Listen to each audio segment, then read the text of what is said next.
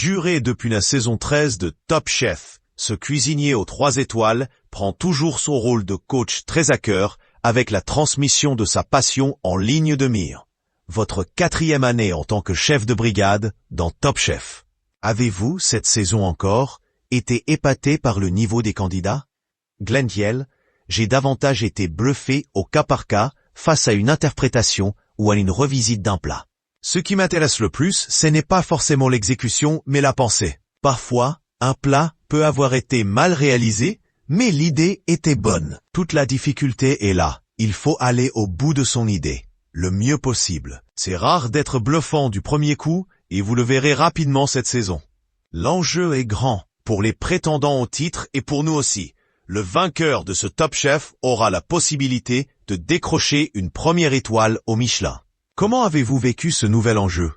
Top Chef est déjà en soi un super tremplin. Alors, additionné d'une potentielle étoile au Michelin, vous imaginez bien l'effet qui se coule, qui se produit. L'enjeu est grand, pour les prétendants au titre et pour nous aussi, indirectement.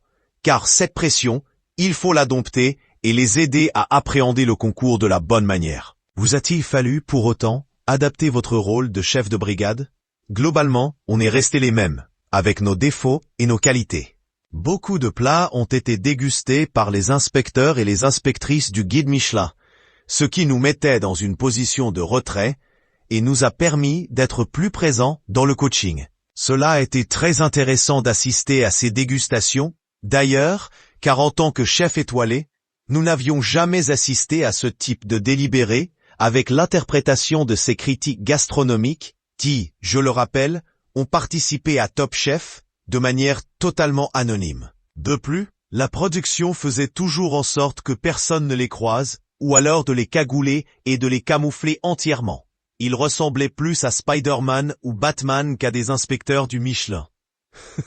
J'espère laisser une trace, un style ou une perception de la cuisine qui m'est propre. En 2008, à 28 ans, vous décrochiez votre première étoile. Quel souvenir en gardez-vous?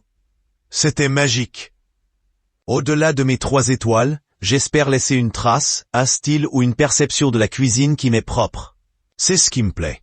Créer un esprit collectif, donner envie de venir travailler le matin, se retrouver autour d'une créativité commune avec mes équipes. C'est ce qui peut nous arriver de plus beau quand on évolue dans un restaurant.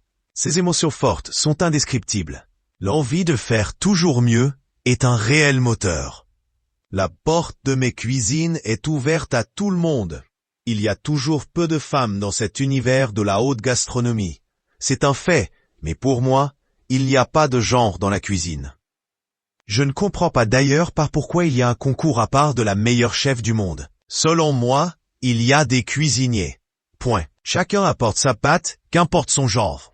La porte de mes cuisines est ouverte à tout le monde. Et j'espère vraiment avoir suscité des vocations, aussi bien chez des garçons que chez des filles, sinon ça serait bien triste.